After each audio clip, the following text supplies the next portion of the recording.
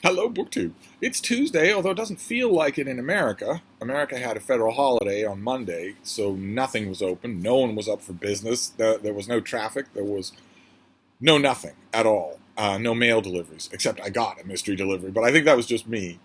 So really, today has all the feel of the week starting back up again after the weekend. Today feels like a Monday, but it is actually a Tuesday, and Tuesday is when BookTube does its tags, and I have a couple of tags I want to do.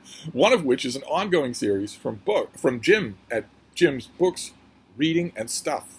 The alphabet tag is what he's doing, letter by letter, and we're up to P. The P tag, which elicits all kinds of adolescent responses in me that I'm going to control. I'll leave a link to Jim's original video. It's just a whole bunch of P-related prompts. The first one is P is for porridge. What did you have for breakfast? Today I skipped breakfast. I usually do. It gives me a very logy feeling to load up on food first thing in the morning. I have no appetite for it first thing in the morning at all. So I usually skip it. And I skipped it today. Soon I'm going to read all morning, aside from making BookTube videos, but the morning is long. I'm going to read all morning, and then maybe I will start to feel like food. Probably a little plate of rice will be fine. Lightly seasoned rice will be fine. But no breakfast this time around. Once upon a time, that was different. For a long time, I lived in the great state of Iowa here in the United States. And when I lived in Iowa, I had access almost every morning to an all-you-can-eat breakfast buffet. And I changed my habits accordingly. So during a lot of those Iowa years, I would wake up first thing from an hour's sleep, 2 hours sleep. I would go to the all-you-can-eat breakfast buffet. I would eat for a solid hour of nonstop eating. And then I was good for the day. I was absolutely good for the day. Let's see here. P is for painter. Who is your favorite painter? That would be Sir Edwin Landseer. Not a name who's well known today because he had a lot of skill and a lot of talent, and he wrote a lot of really emotionally evocative paintings. And who wants that? No. Instead, go to the art store and buy a tube of red paint. Then go to the local construction site, there's one right across from me, and pick up a disused brick fragment. Not a whole brick, that would be theft, but a brick fragment, something that the builders are throwing away. Take that brick fragment up against the nearest blank wall, take the tube of paint, and squirt it just once, a spray of red paint onto that broken brick. And then sell it to the MoMA for $57 million. And then engage a whole bunch of people to write brochures about how it represents the bloodied and fragmented state of our current zeitgeist. I don't know what Landseer was thinking all those years of work. What a tool. P is for police procedural. What's the last police procedural that you read? This is a type of murder mystery. It would fit under subgenre September for March mid-year mystery madness. And it's a type of murder in which you are brought into, as the title implies, the workings of the police who solve the crime. And the reason that police procedurals have blossomed in the last 100 years is because police departments have started to take a far more rigorous and systematic approach to solving crime. You wouldn't really know that from their success statistics. Check your local police department. If you live in a city, and I'm assuming that most of you do, if you live in America, in an American city, so more than 1 million inhabitants, check your local police department. All of the relevant figures are not only public, but have to be public. Check two things. What is the closure rate of your local police department on murders, or aggravated assaults, or break-ins, or all three together? You'll be able to find percentage closure rates for all three of those things, and you'll also be able to find combined closure rates for all of those things. My guess would be, if you live in a normal American city, the closure rate for those things, in other words, the cases that were solved, where the guilty were found and are awaiting punishment, the closure rate for murder, aggravated assault, or theft will be somewhere hovering between 20 and 30%. And that's if you have a really good police department. In other words, your really good police department is a failure. all the money that goes to their budget. Their budget is also public. You can learn their budget. But the two things I want you to look for is the closure rate on murder and aggravated assault, and the answer to a simple question. Does your police department have a tank? If your police department has a tank, if your police officers have military-grade weapons and military-grade body armor, but your police department is a failure at the things that your police department exists to fix, might want to write your representative, might want to get a petition going about that. That money could be better spent in your own community. That's what was meant a couple of years ago by defund the police. Not get rid of the police departments, not give them no money so that they can't respond if you have a car stolen. But does your police department's budget, is it a realistic reflection of your police department's tasks and also their efficiency at those tasks? But in the last 100 years, the police are the ones who solve murders. A dilettante amateur with an ascot does not solve murders. Instead, if he tries to interfere in the investigation of a murder, he gets arrested. So that is why police procedurals have taken off. And the last one I read was The Bitter Taste of Murder by Camilla Trinchieri. The second book in a murder mystery series in which a local Tuscan police officer is aided by an ex-NYPD murder detective. So it's kind of an odd couple team, although they're friends. And it was good. I've read both of them. The publisher was nice enough to send me, Soho, I think it was, sent me the first one when I got the second one. So I read both of them, and they were enjoyable. P is for playlists. Have you created any YouTube playlists? OMG. So many of you over the years have said, please learn how to make playlists, and then make a whole bunch of playlists, and I haven't done it. To the best of my knowledge, I haven't ever figured out how to do a playlist. I know, I haven't really investigated this, but I know there are a lot of Steve Donoghue playlists that are out there that other people have made. But I've never made one myself. I should. I really should do that. Let's see here.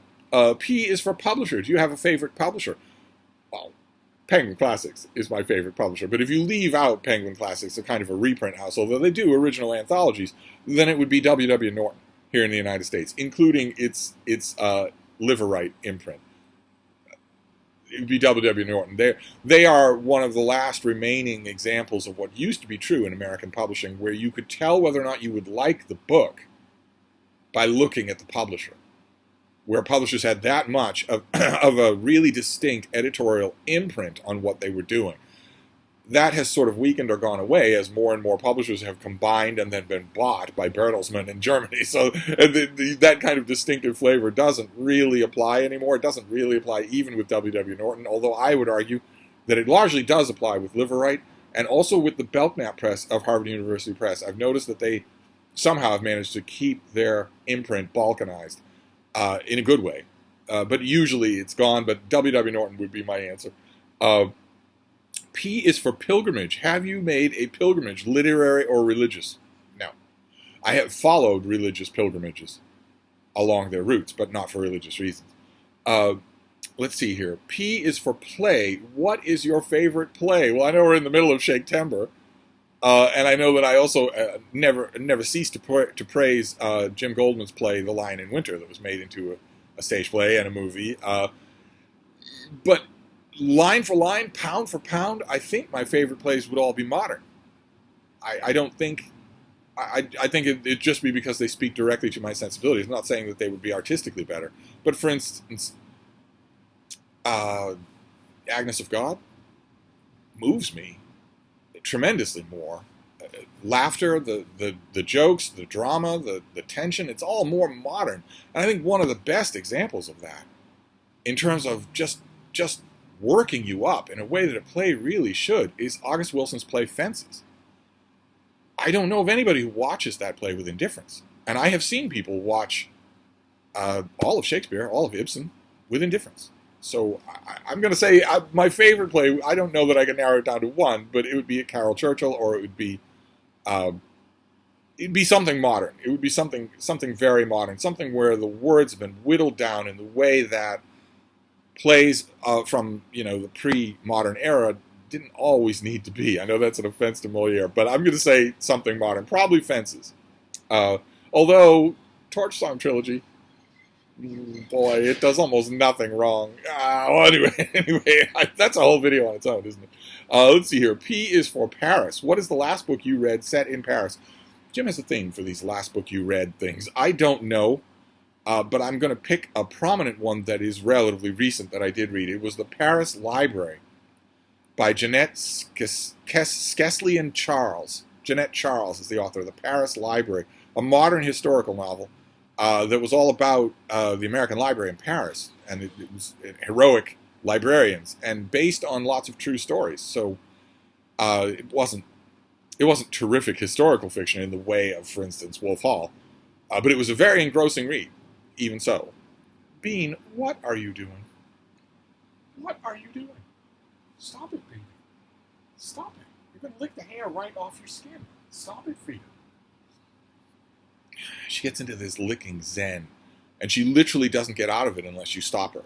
She'll lick a patch of skin bald unless you stop her. And she's not even conscious. She's not even there. She doesn't know she's doing it. Anyway, it's The Paris Library, Janet Charles. P is for paperback. Do you prefer paperbacks or hardbacks? I prefer paperbacks in terms of form factor, but I'm hard on my books. Hardcovers are much more durable. They don't need reinforcing. They don't tend to fall apart. If they do, they fall apart catastrophically all at once instead of gradually over time. So most of the books I have here are hardcovers, even though paperbacks are a little bit more ergonomic, I guess. P is for many countries. Yes, it is. Pakistan, Peru, Poland, Portugal, Philippines, Papua New Guinea, Palau, Paraguay. Have you read a book set in a country beginning with P or written by an author for a country beginning with P? I have, yes, countless of them. Countless of them. There's one that I want to mention by Daniel Menuhin called In Other Rooms, Other Wonders. It's a while ago now that he wrote it. He has been silent for a while. He's a terrific writer. I hope that he doesn't get out of writing.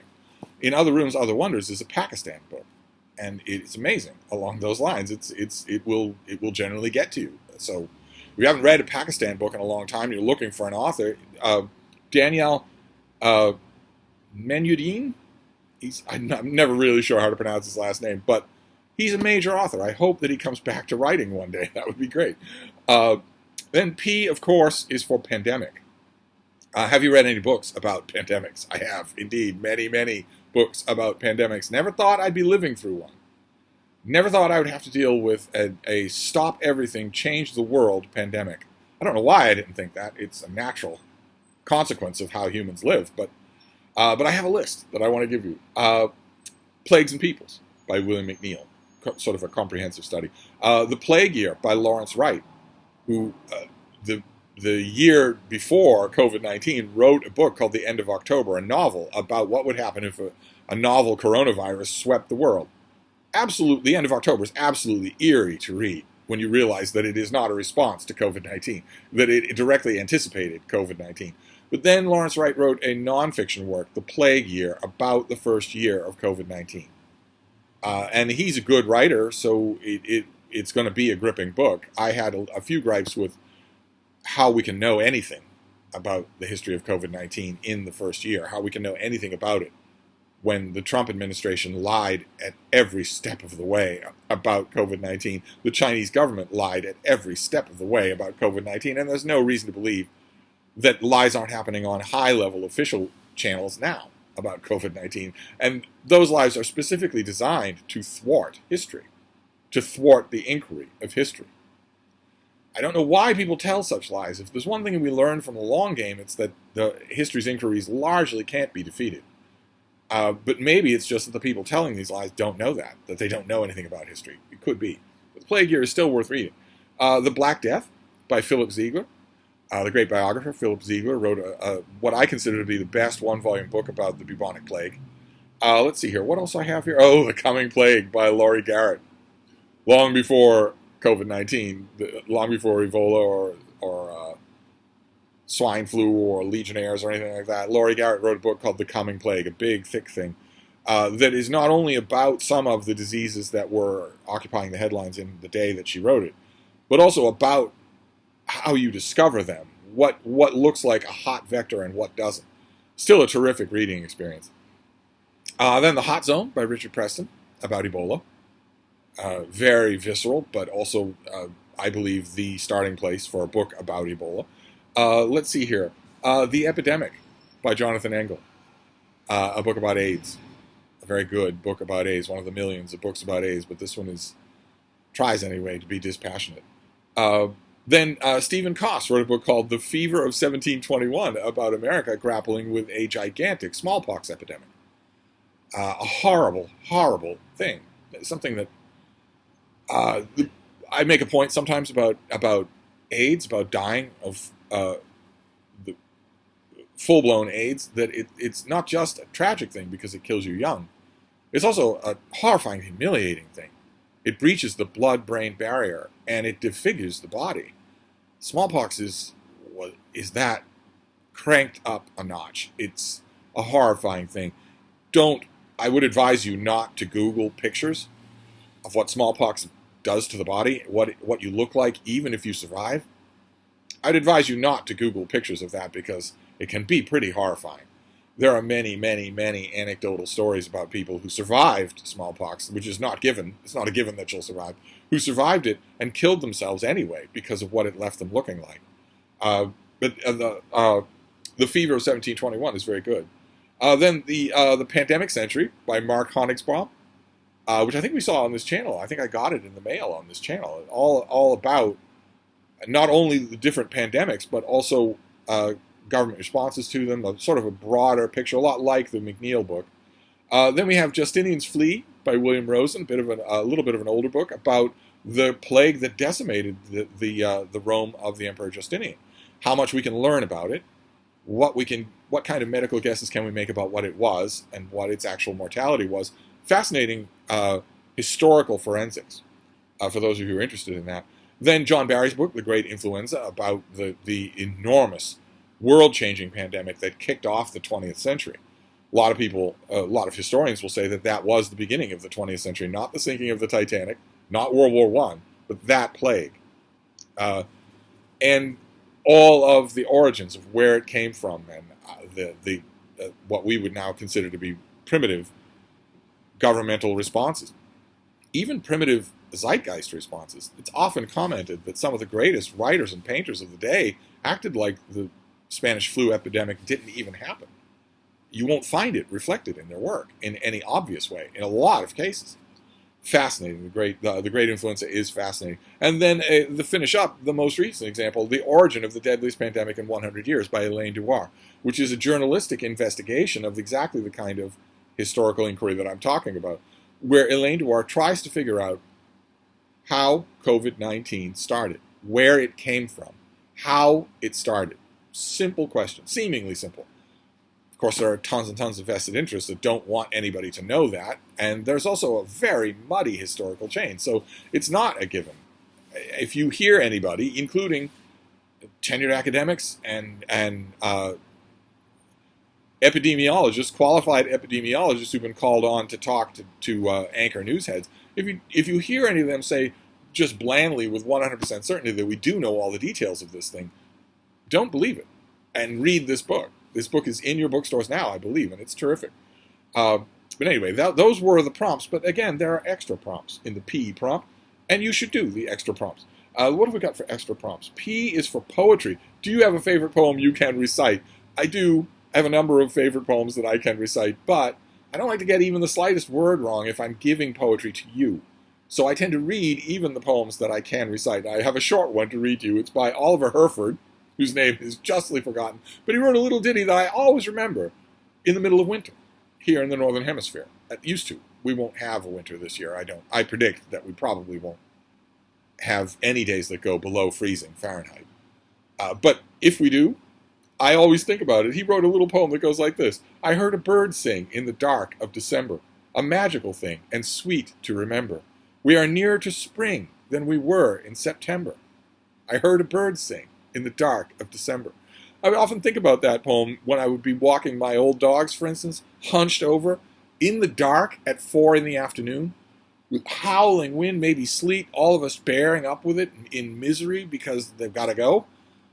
And I would sometimes think this to myself. I heard a bird sing in the dark of December. We are nearer to spring than we were in September. It's sometimes the only glimmer of hope you can hold to on those days. P is for politics. Do you enjoy political books? I wouldn't say enjoy. I read them. I read a huge amount of them. They are, however wrong they often are, they are the commentary on our day. So I read a lot of them, but I almost never enjoy them, no. They're almost never written in a way that wants me to enjoy them, especially since the advent of Twitter. Most political books that I read about current year political issues are meant to do just what Twitter is meant to do. They're meant to addict you to your own misery, to addict you to outrage. So they're meant to just outrage you without really informing you, and if they have to muzzle or warp the facts in order to keep you outraged, they'll do it. So I read them. I don't enjoy them. P is for philosophy. What is your reading philosophy? Jim averted an hour-long digression here, a cranky old man rant about the evils of philosophy, by turning it to a question that I would like to make into a tag on its own. What is your reading philosophy? Why do you read the books you do? What a question. I'm not sure that I can answer it in any kind of expeditious way. Because I do two kinds of reading, right? You can talk to any book critic. They will tell you the same thing. They do two kinds of reading. Some of the reading that I do, a lot of the reading that I do, is commissioned. I am being paid to review something. I'm being paid to read it, and to do all the ancillary reading about it. You know, if somebody comes out with a new book about the Justinian plague, I not only have to read William Rosen's book, I have to read lots of other stuff too before I can get to that new book. But let's just say, let's leave the work side out of this, because not many people who answer this tag are going to be working critics. So let's leave that out. If we leave that out, it feels odd to leave it out because it's a huge percentage, 80% of what I read. But if we leave that out, my reading philosophy is to enjoy what I read, and it should be yours as well. If we're talking prescriptive philosophy here, your reading philosophy, the reason why you read the books you read should be to enjoy them. If you're reading stuff and not enjoying them because you think the cool kids are reading them or because you think it's good for you, you're wasting valuable reading time that you're not going to get back. But this is worth a tag on its own. It's worth a discussion video on its own, your reading philosophy. Then P is for Puffin. Do you have a favorite children's publisher? And I would say probably Dorling Kindersley. They do visual books for kids. Their visual books for kids are eminently usable for adults as well, but they do them technically for kids, and they're amazing. Every one of them is just a feast for the eyes. So I'll say them.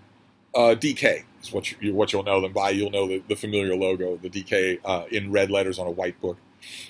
P is for pages. How many pages do you read a week on average? I actually tried to do some math here. Not an easy thing for me. It's not a talent of mine. If I got the math correctly, then in an average week, I read around 150,000 pages in a week, roughly. If I did the math right, I might have that off by an order of magnitude, but I don't think I do. I think it's around 150,000 in a week. The exact number that I got was 151,020, but I don't know how I came by that, and I'm not sure that any of this is true. You shouldn't ask me to do math. And then the last extra prompt, which you must do, is P is for Patton. George Patton here, the World War II general. Who, in your opinion, is the most successful military leader? For me, it wouldn't be Patton, even though he loved to say that about himself. I would probably say John Churchill, the first Duke of Marlborough. I'd probably say him. Once upon a time, in an earlier historical era for historical students, he was widely described as the only undefeated general in English history. I don't know that that's technically true, but in either case, either that he is or that he was. But he's probably my favorite just in terms of, I hate to say it about any Churchill, but I'll say it about John Churchill, in terms of his innate style. He had a style that I rather like. So I'm going to say John Churchill. And I strongly recommend, as long as I'm praising Churchill's here, I strongly recommend Winston Churchill's big book on the Duke of Marlborough. I strongly recommend it. It is a fantastic read. So there you go. There you go. That is the P tag. Next week should be difficult for Jim, although he sails through these difficulties, so who knows. Next week's letter won't be easy. I wouldn't be able to do it, but we'll see if he can. So we'll reconvene then. Thank you, BookTube.